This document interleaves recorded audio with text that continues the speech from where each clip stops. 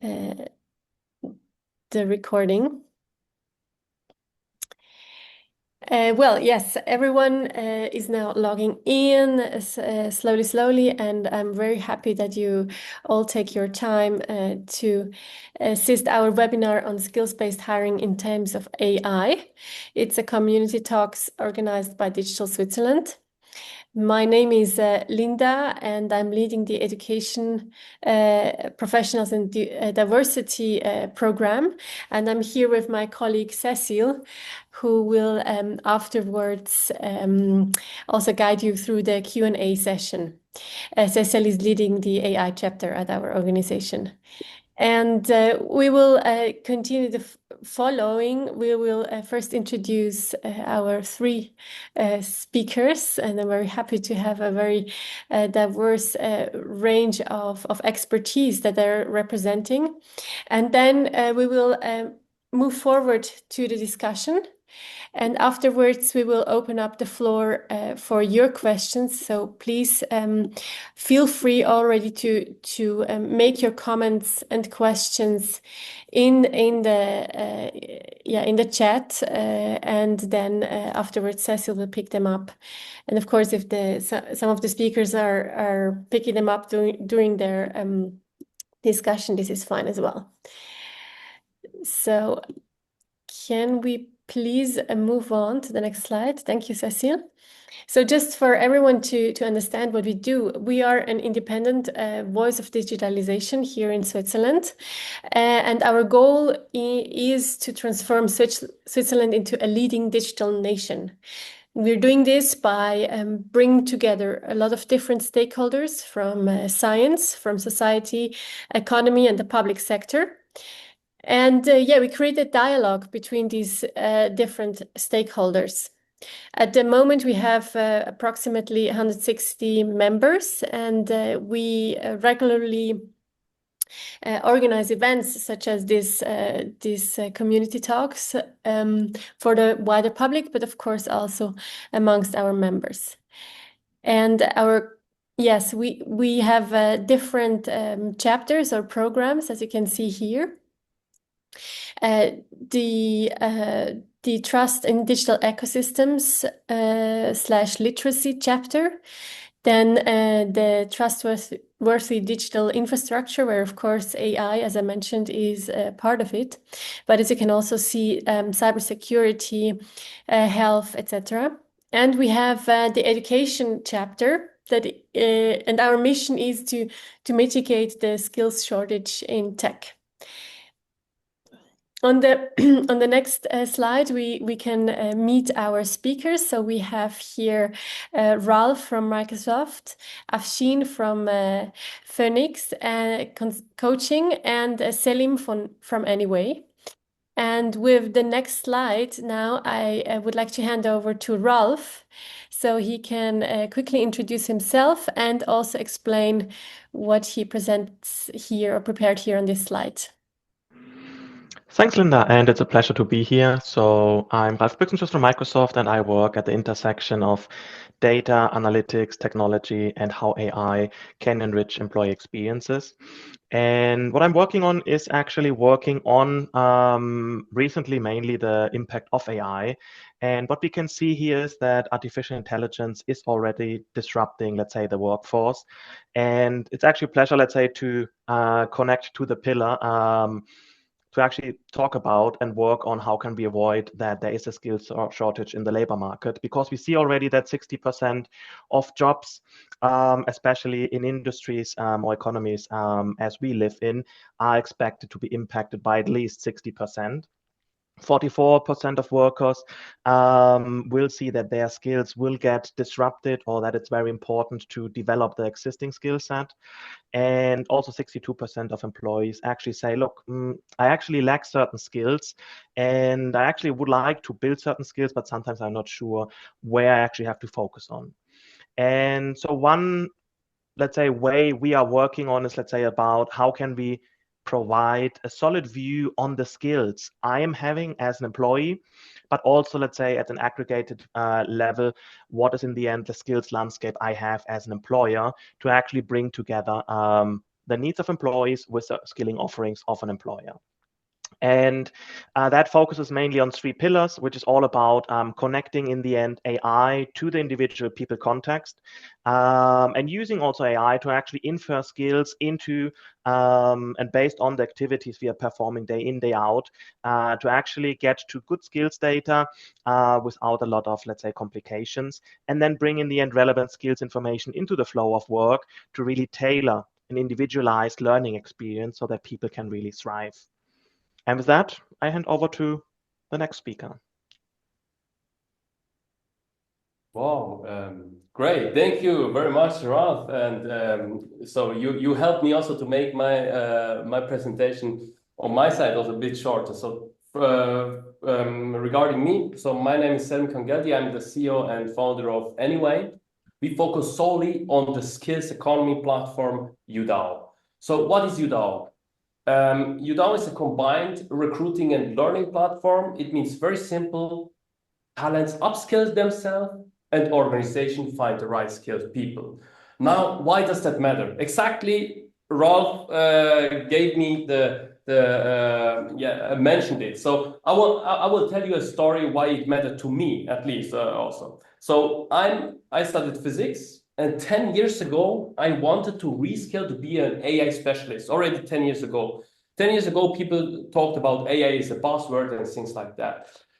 So I went back to ETH for doing my CAS, and it took me 1.5 years. Looking back, I could have done that in 3 months. How could I have done that in 3 months? I missed to know what is my personal skill gap and what is the market really demanding from an AI specialist. And now, more than 1 billion people face the same problem within the next 5 years. So many skills will be out of date, as Ralph said, and even there are more because there are some skills are replaced by AI and some skills are just out of date. And the main problem is twofold. So we have organizations that don't find the right skilled people, and we have the talents that don't know what to learn to stay relevant, to matter to the market, to make competitive, to make an organization competitive. So it's a problem of supply and demand. And now, just to present what where I'm focusing on, we're focusing on the Youdao solution, where we guide talents through the forest of learnings and give them a personalized learning plan to make themselves relevant, to upskill and reskill themselves. And we guide organizations through the forest of applicants, of hundreds of applicants, and give them AI tool to better find the most relevant talent. So we combine a learning marketplace where learning are placed and a recruiting marketplace where organizations find the talent. So sorry, was there a question or? Okay. So now, where are we right now? Because Anyway is a small company and we will just enter the market. We have with our own platform, we have hired some of our own people. And now by end of July, we will start with 3 pilots companies that have early access to our products free of charge. And if somebody's interested, just contact me regarding that. This is what Youdao is. In short, again, a combined recruiting and learning platform that focus on making the processes from today very fast, at low cost, and with high quality regarding skills. So I will hand over with this to the next speaker. Afshin, please. Thank you, Selim. Thank you, Nina.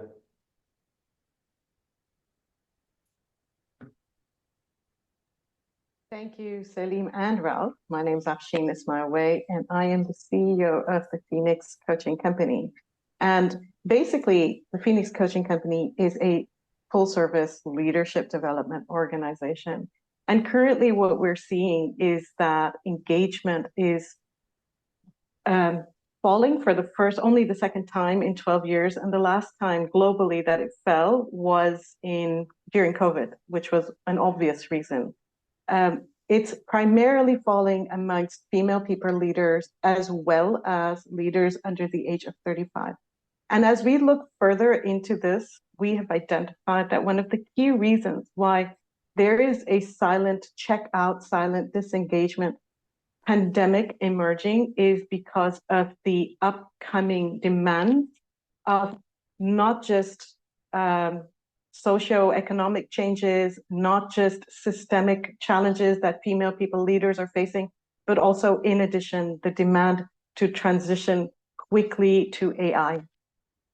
And this threat, even though it is obvious, this is perceived by some as a threat, and just another thing amongst the many things that they have to do in order to be effective leaders. So where do we come in? While Selim and Ralph are talking about tools, what we think about is Simon Sinek's golden circle: why and how. The first two questions is what we help organizations answer. Why is this meaningful for you in the first place? And once you have answered your why, whether it's an organization, whether it's a function, why this is going to actually matter. Is it because it's going to bridge your talent gap? Is it because you're going to be able to bring more diversity into your team? Whatever your why is, that then enables you to create a more sustainable and transformative shift to the technologies rather than a performative shift to the technologies. And that is our work, to help you as an organization or as a leader understand why you want to make that change for yourself and for your organization, what's in it for you, and then how, i.e., what are you going to need to change systemically that is actually going to either hold back or enable the shift to the adoption of AI and skill-based hiring, or any new changes that are emerging in your organization. We utilize a leadership lifecycle model in order to approach these challenges, these emerging challenges that we are seeing with our clients, and which has been validated by Novartis, Takeda, etc., HR leaders in those organizations. And of course, we also have our very own innovation sandbox where we play with AI in order to not just do our work better, but also to understand how the challenges are for our clients as well, along with certified coaches to hold that deep transformational space, so leaders and leadership teams can go and do the why and the how work before they actually begin to do the implementation. Mm-hmm. Very interesting. Thank you, Afshin. Thank you also, Selim and Ralph. So let's continue. Let's continue to the discussion. Kind of, yeah. You were pointing to this already a little bit, but I would like to discuss it a bit further. When we talk about the analysis of skills within an organization, of the employees within an organization, and AI, why is it so important to use this skill-based approach, first of all, and second, what role does AI play within that, and how do you analyze this, or what are the challenges and opportunities of that? Well, I'm happy to go first. So I would say skills have been always, let's say, a fundamental core component, especially of human resources, to build together with the business, let's say, critical capabilities. And I think it is the most granular element to actually inform, let's say, learning, development, or career mobility interventions. But what we see now, especially, let's say, with generative AI, and I touched already a little bit on it, and also Selim mentioned it, is that with generative AI and also moving, let's say, into the era of agentic AI, is that employees also start actually to deconstruct work. And that has certain consequences, because in the end, giving certain work to AI or to your personal agent, you have to think about which are in the end the activities I keep and which are the activities I delegate. And as a consequence, also, which are in the end the skills I actually potentially don't need that smart anymore, and which are in the end the skills I actually want to build, which are the new skills I have to acquire. And so for that, it's very important for an employee to really have a good transparency on what are in the end my skills, also how are they even changing, and not focusing on the process, but really on the skills and the impact I can create. And the same on the employer side, to say, how can we really have a good view to really ensure we can keep our workforce relevant to drive in the end competitive advantage. And I think coming to the second question, you asked, why does AI play actually a crucial role in this? I think on the one side, AI can really help to actually measure and identify the right skills and really quantify the skills we have. And on the second hand, to actually help the organization to tailor really individualized learning interventions to our employees, to their needs, so that there is not anymore this one-size-fits-all approach to say everybody has to do these 5 webinars. It's actually adapted to me, and potentially I even have, let's say, my own personal learning AI or avatar who's actually helping me to learn and grow. May I step in, Linda? Please, yeah, please.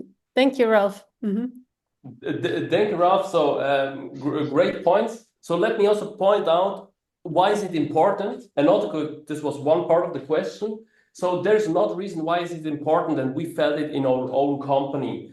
So our, let's say, top paid employee in our organization is someone that has no certificate. He's a refugee that lived in Syria, and but he is brilliant. He's a genius, and he has the skills that we search. And now, if you think in a skills-based approach, you just make your keys, your cake bigger, because then you may miss out as an organization some people with the right skills, but people that don't have the certificates. And just look how it is right now.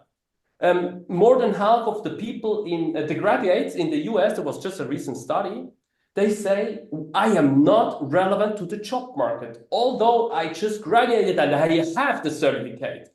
But what they are missing is the right skills. So we should shift about what do we really need? We need the skills, not the certificate. That's just my point of view, and this is how it helps us. And I think this helps a lot to other companies as well. And Ralph, you're absolutely right. When it comes to what AI can do interpreting these skills much better. What are the skills that people have and things like that. But let's say AI is just a tool to make it, let's say, make the processes more smooth, more intelligent, more faster, more, let's say, cost or cost sensitive. But in the end, the basis of it is a skills economy, that we think in skills. So I have an open job, let's say, in my company. What do I need? I need some people with the right skills. And so I search the right skills. I don't care about the certificate. I just want to have the right skills. That's in terms of what AI can do. But the basis is always the skills economy. Yeah, absolutely. And I think, Afshin, you might have also some input on that regard. I do have a perspective of the why, certainly, because this is primarily the work that we do.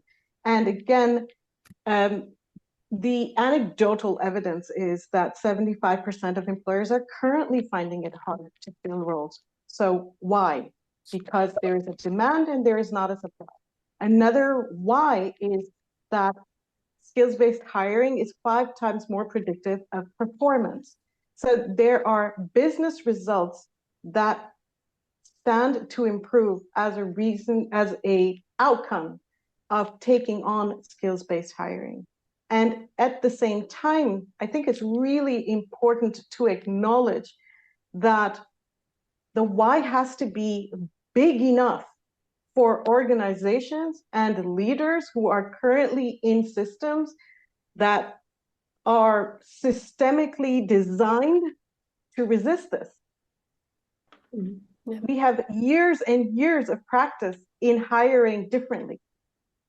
And so here we are saying there's this reason and there's business reasons. And this is the same discussion that we have when we talk about hiring women or more women into roles of management, into organizations as into leadership roles. There are plenty of whys.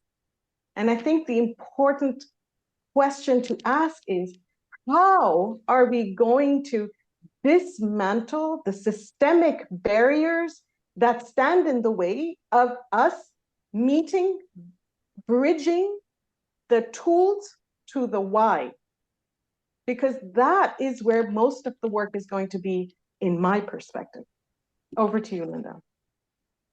Yeah, very interesting. That kind of asking what is the why, what is actual the motivation behind it, right? So maybe in our preparation, we also we discussed several questions, or we came up with several questions, and one of them is also linked to that. So what is your overall observation on that transformation that we're talking about, right? This transformation from again the certificate classical way of hiring and looking for new talents, and then this more skills-based approach that goes beyond this classical idea of hiring.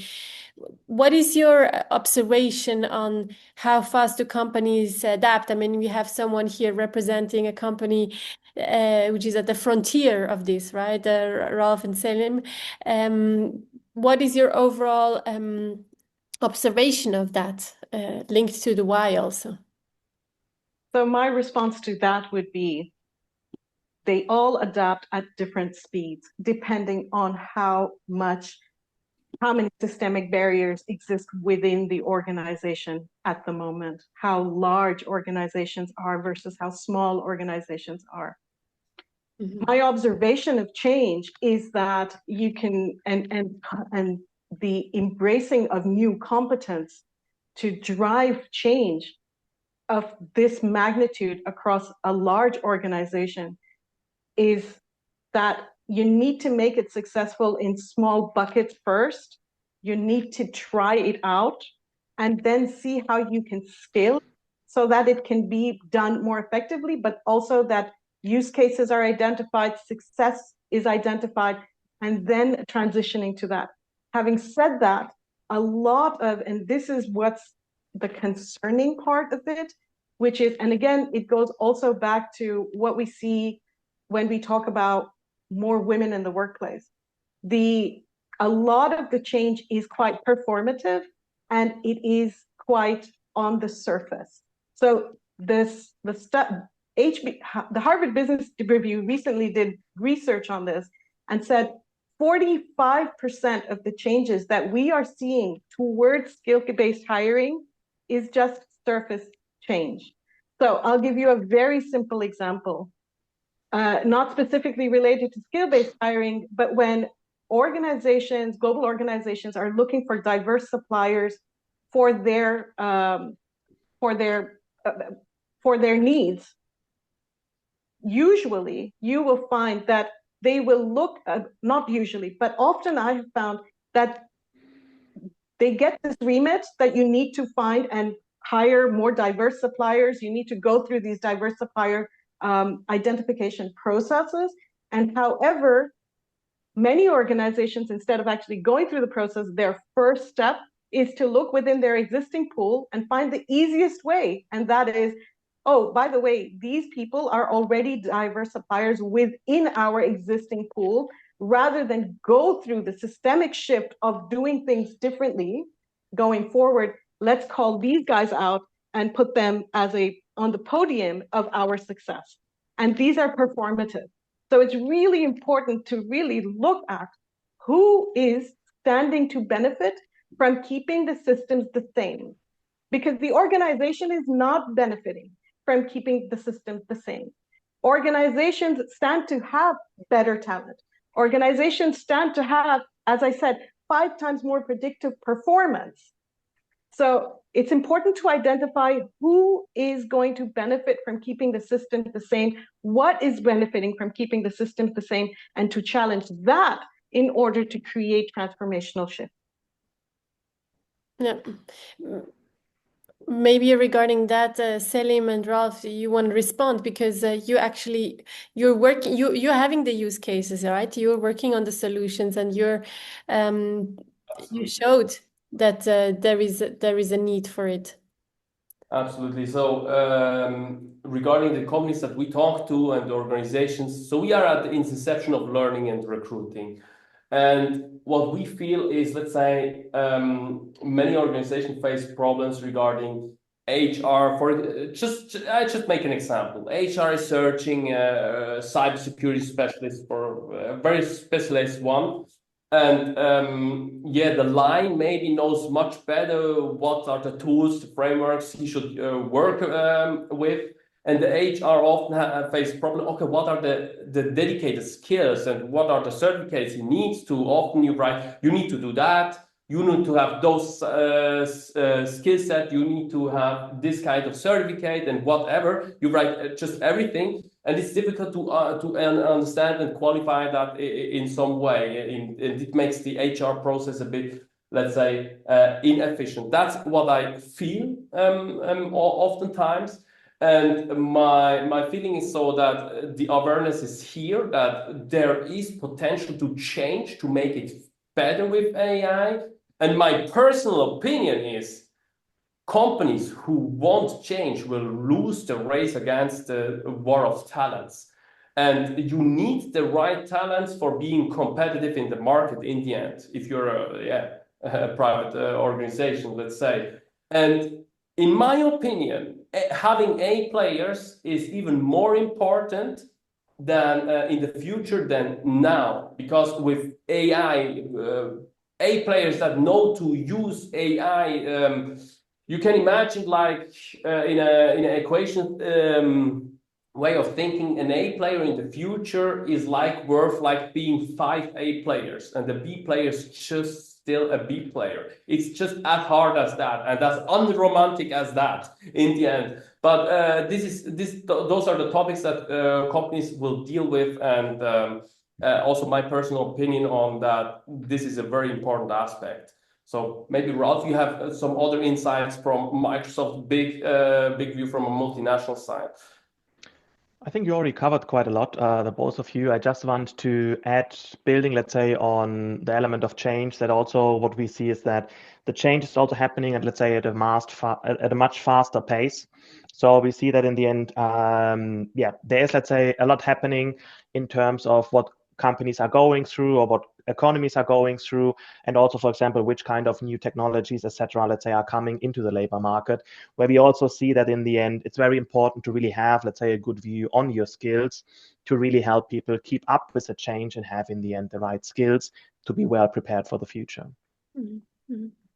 Yeah, very interesting. I think what you all said now is it's very interesting that actually the learning and the recruiting is very linked, right?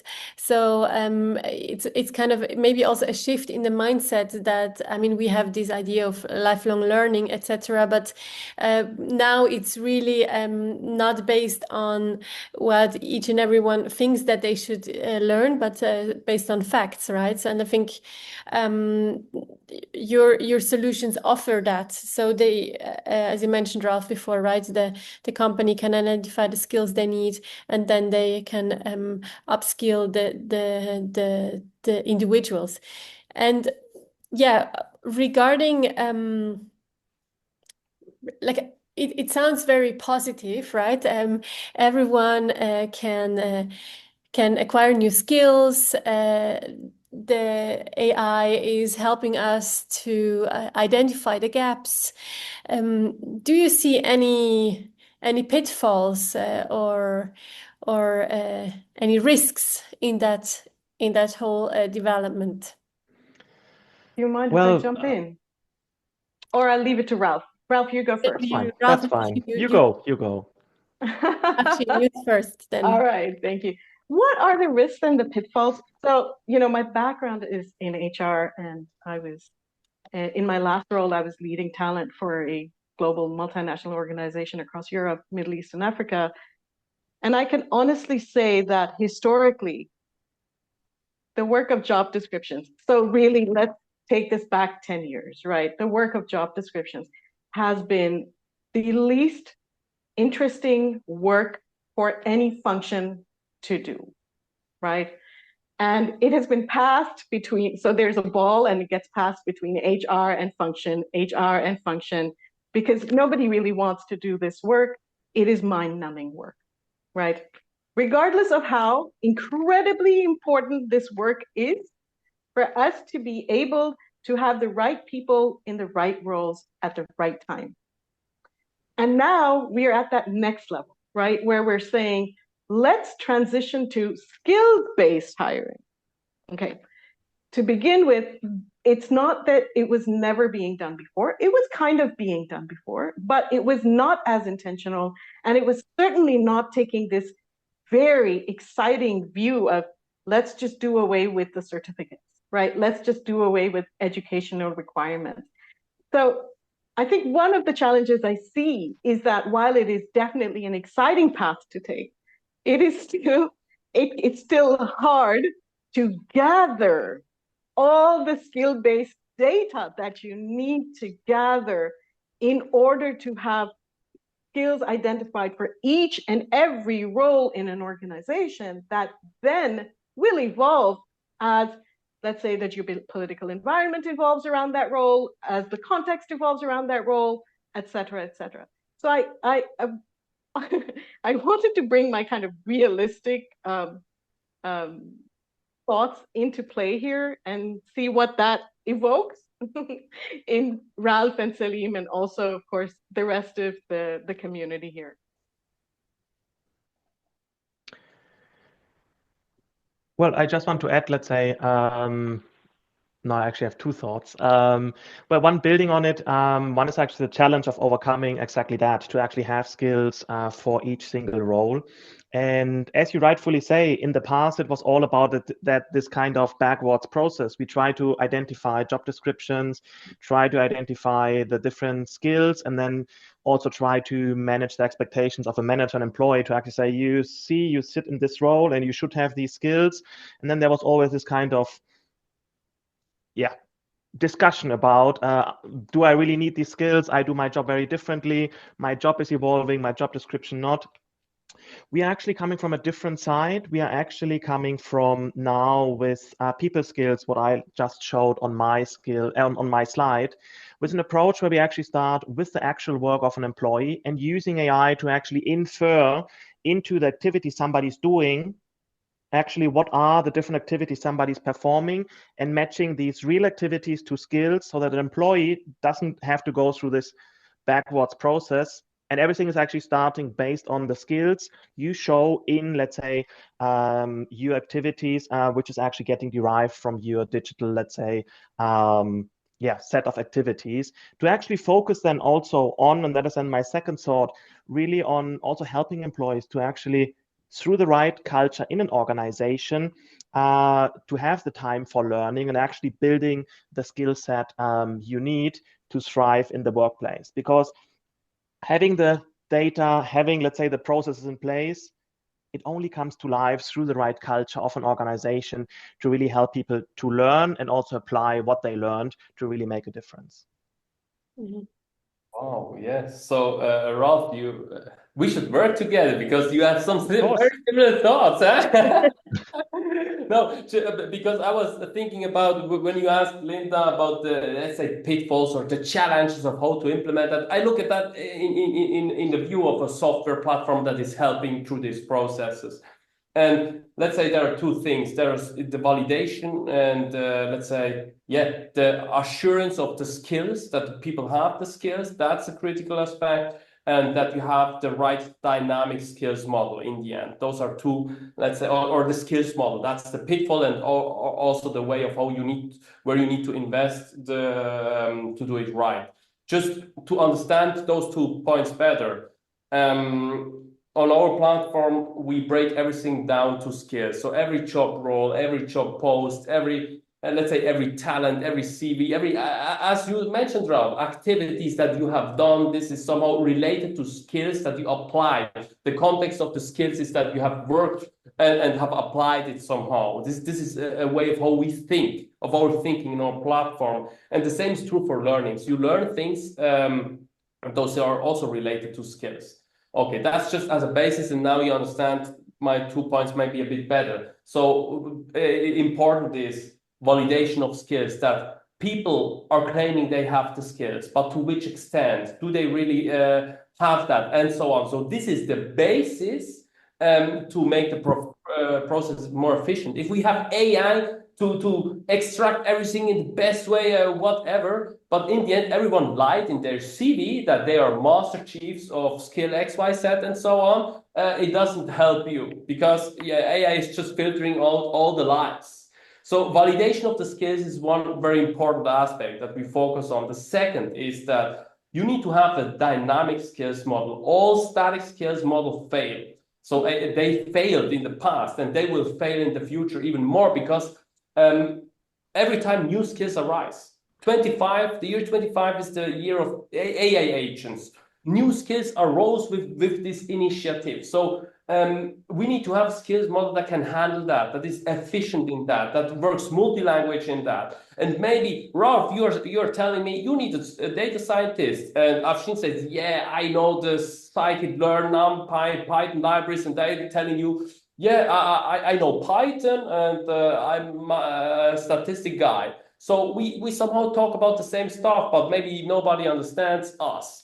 So we need to have a skill model that interprets that skills are interpreted in the right way, because we cannot force everyone to speak a static language. We have other problems globally where we don't find a common solution. So think about skills. We won't achieve that. So a dynamic skills model that interprets the different kind of interpretation, the relation, the trends that can automatically enhance itself. Those are two very important aspects to implement this in the future. This is where we also put a lot of effort, or have put a lot of effort in it for the last 3 years. And this is, let's say, important aspect where also the pitfall lies in the end. Mhm. I would just add, Salim, a small one to that, because I love where you're going there, these small pitfalls that we need to. And I think the other thing that I would like to see being addressed is ensuring that we are not favoring a male-coded language, and that we have more voices at the table that is designing the AI and the systems that are being used to identify these skills. Because right now, what we are noticing, or what I am also noticing, is that a lot of the AI work, that is the setup work, the creation work, is being done by a homogenous group of people or a less diverse group of people. So my call to action, if there is one, is if anyone is designing in order to prepare for the future of skill-based hiring, to bring many diverse voices to the table as we do that, in order to ensure that we are in fact not expanding an already biased recruitment process and talent acquisition, as well as talent development process. Yeah, great. Thank you. Thank you very much for this engaged discussion. And I think with a blink at the chat, there are also some questions that you have partially addressed, but I nevertheless would like to hand over to Cecile, so she can pick these questions up, and then we can discuss this further. Yes, thank you, Linda, and thank you to the panelists for this engaged discussion. There was a question from Salama in the chat asking about AI agents. So how are companies preparing their employees to becoming managers of swarms of AI agents? Is there someone who would like to start answering this question? Maybe Rolf? Yes, I can go first. So I also shared, let's say, a perspective from some recent research, which is something you can take as takeaway and read. It's quite interesting. I think another perspective is that as part of, let's say, for example, how we see how successful organizations are actually bringing in already agentic AI into the organization, is that they actually let employees experiment and say, look, in the end, who knows how a process is working? Who knows the work? It's not in the end, let's say, the executive at the top level. It's in the end, the employees. So how can we actually equip them to experiment and say, how can I actually bring these new technologies into my work? And how can I use, for example, an agent to, what I said in the beginning, for example, to deconstruct my work and let certain repetitive work actually go and actually have an agent performing certain tasks for me, because I know where in the end these technologies can really make a difference. And then in the end decide how do I actually want then to use, for example, certain also time savings to, for example, spend more time with my customers or to spend more time with certain colleagues. Or, as we talked about, think about learning. How can I actually upskill myself and use in the end these new technologies to augment and enable me to do different things in a new way? I would add, Ralph, and thank you so much, is this requires cultures of curiosity, of adaptability, of risk-taking that companies need to foster and hold, and leaders actually need to role model in order for everyone to be ready and available to take this forward. Because it's true, when you ask that question, Salama, it's a really important question. The managers who are already disengaged, as I shared earlier, right? Female people managers, managers under 35, the highest levels of disengagement currently globally. They are going to cause a contagion of disengagement. And this is going to happen because now they're managing two different kinds of employees, right? There's the agent, then there's the real employee, and this on top of everything else that they're dealing with. So there is a real call here for creating cultures of experimentation, cultures of curiosity, cultures of openness around exhaustion as well. So that would be my app. Salim? Yeah, so during the past 10 years, I've implemented or seen a lot of implementation also in AI. And when I would summarize it to three elements that are important. So first of all, the very basic one, you need to have the right skills to deal with AI. And in the times as of now, this is very important because you really need to stay relevant, as there are daily news of how to use AI, what you can do, what tools you can use. So, but this is a pretty important thing. So you really need to have the right people with the right skills. But that's the first thing, the very obvious thing. The a bit not so obvious thing, the second point, is that you need to before also think about the whole governance, the whole risks, the whole, let's say, legal stuff, because you're using third party, often you use third party tools. What are the implications? Also, for example, what are the implications of IP? I've seen a lot of IP problems in the back. In the past for some companies, you have risks that some of your IP might be not your IP just by using some third-party players of AI integration. It might look everything great at the very beginning, but those are very, let's say, crucial pitfalls. So the right governance, how you structure it, the legal stuff, the requirements from the third party player. And then the third thing is start small and then scale. So you focus on your basic processes and then also think about the process of how to scale. But start small, because start with, or let's say we can also call it focus. So the 3 points are: you need to have the right skill, think a lot about the governance, the risk, the legal stuff, and then focus and then scale. Those are the 3 main points when I look back the last 10 years. Thank you very much for all of your inputs. Actually related to more the biases and standardization, we have a question from Letizia Ramle in the chat, where she asks, given that AI has a tendency towards biases and standardization, what are technical or organizational measures to mitigate this risk of over-reliance on categories that may leave out important aspects for skill identification? Who would like to start answering this question here? Maybe Afshin? So I have a couple of points I would make here, Letitia. Thank you for your question. It is important. First of all, I think it's really important to acknowledge that the reason for skills-based hiring is to actually remove some of the barriers to diversity becoming part of the organization. And that, I think, is sort of the North Star that every organization that's taking this on should hold.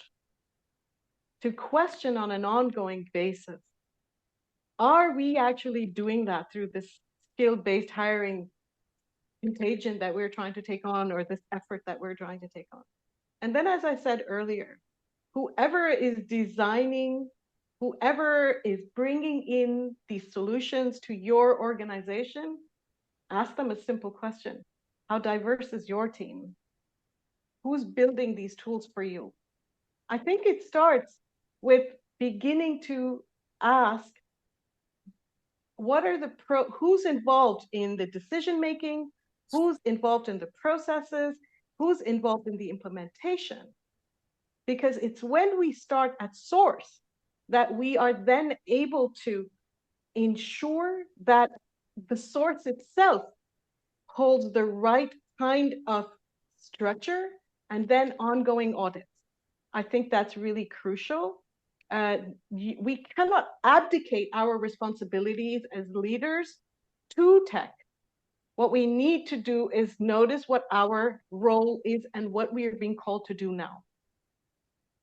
That's my response. Thank you, Afshin. Maybe someone else, Ralph or Selim? Yeah, I can also. It's yeah. So the question heads on the target for, as I understand it. So because the tendency towards bias and standardization is a huge topic, I understand the question regarding the skills and the identification, as you have mentioned it. So to make it in the right way in the end.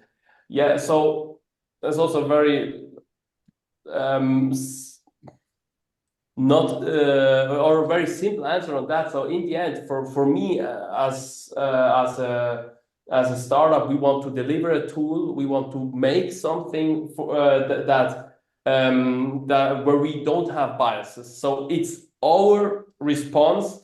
And now back to the last question, to have the right skills, to have the right governance and the right focus to do exactly that, to deliver in the end the target.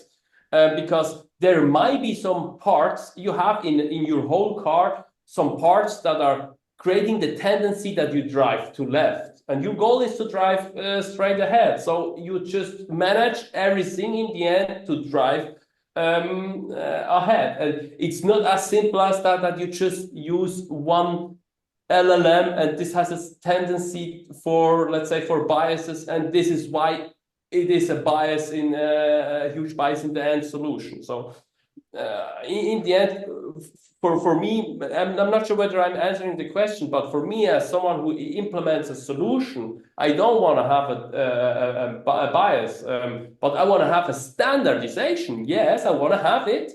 I want to have it for the solution that I create, for the solution that we are known in the market, that we deliver exact results. And in the end, this is the goal. And we have some elements that we use to reach a goal in the end. So the tendency that some models are having biases, this is just part of the skills that you know what are those kind of biases and how to overcome that. I'm not sure whether I answered, but this is just, let's say, from my point of view, how I deal with it. And maybe Ralph, you have even not view on that. Yeah, potentially just adding also in the interest of time.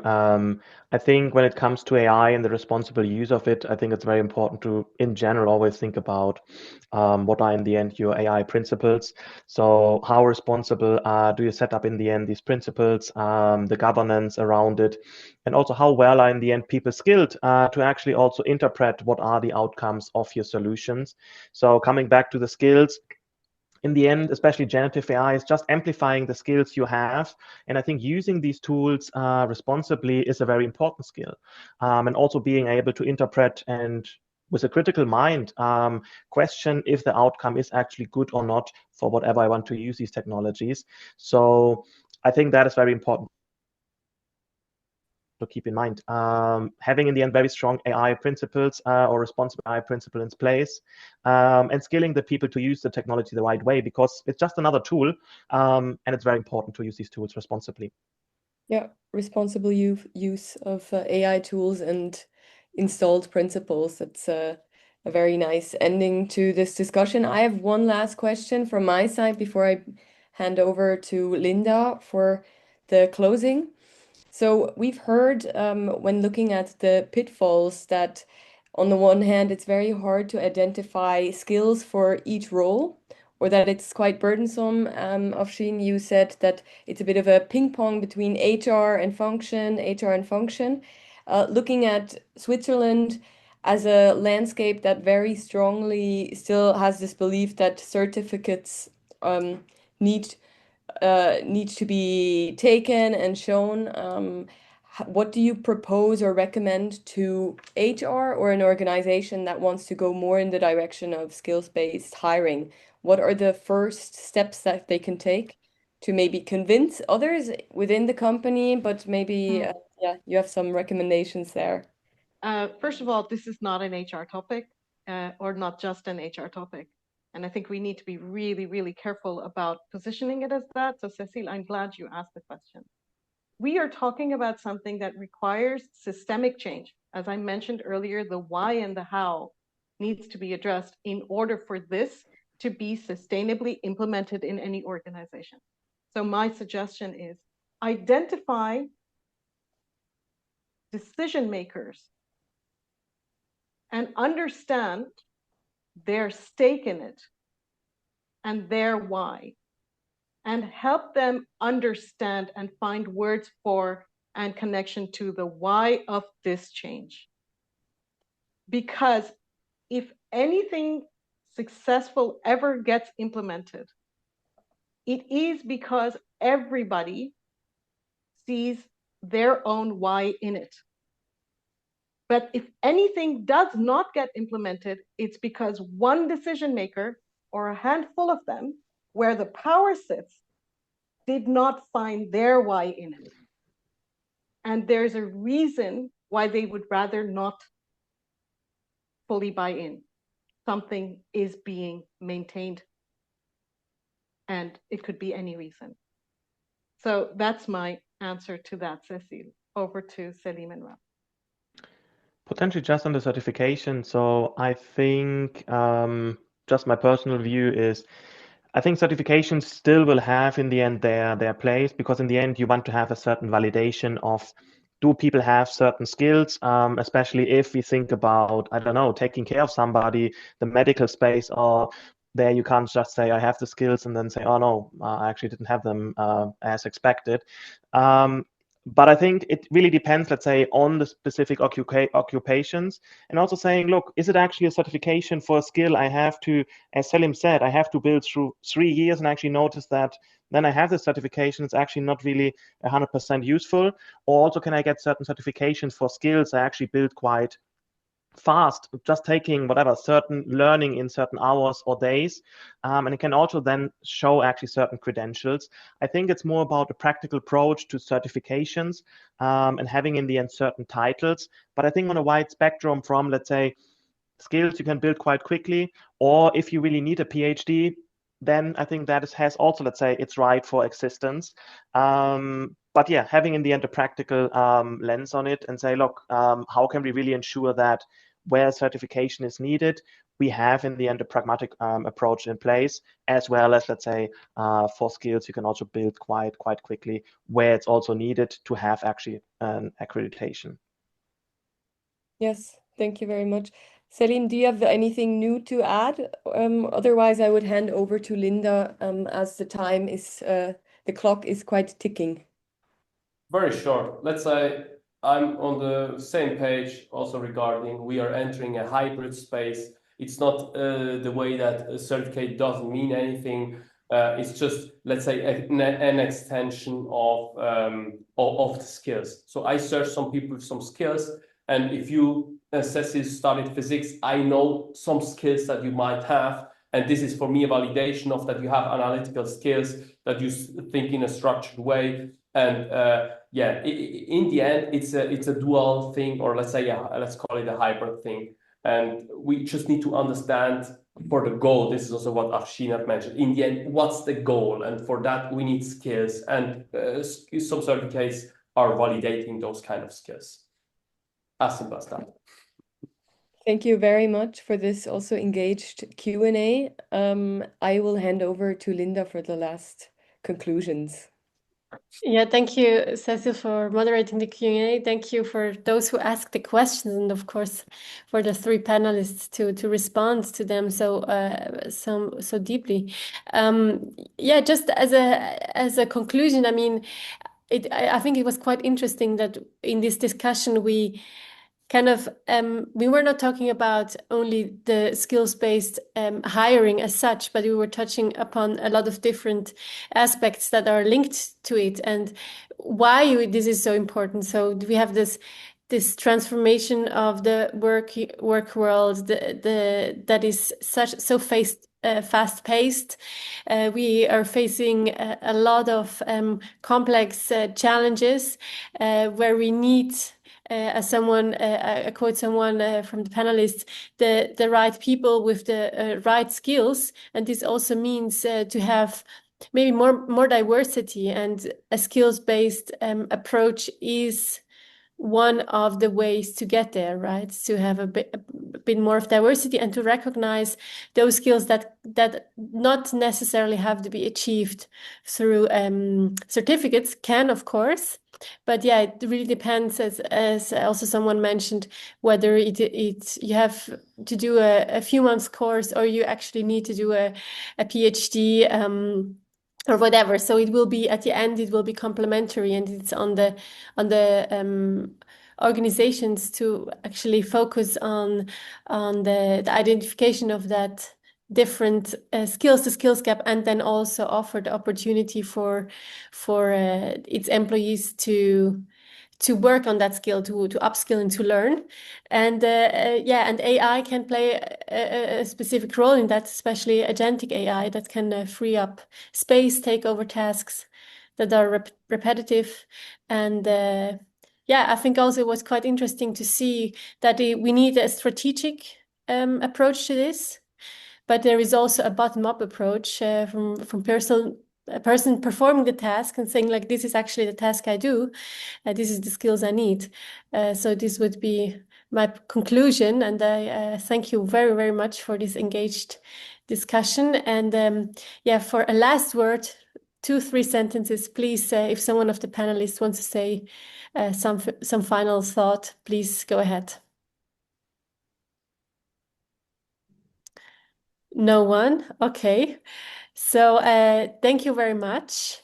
We will, as I said, this is a recorded session, and we will send the link to everyone who joined and who subscribed for this call. We'll send you an email tomorrow. Thank you very much, and have a good afternoon. Bye-bye. Thank you very much. Bye. Bye-bye. Bye. You, bye.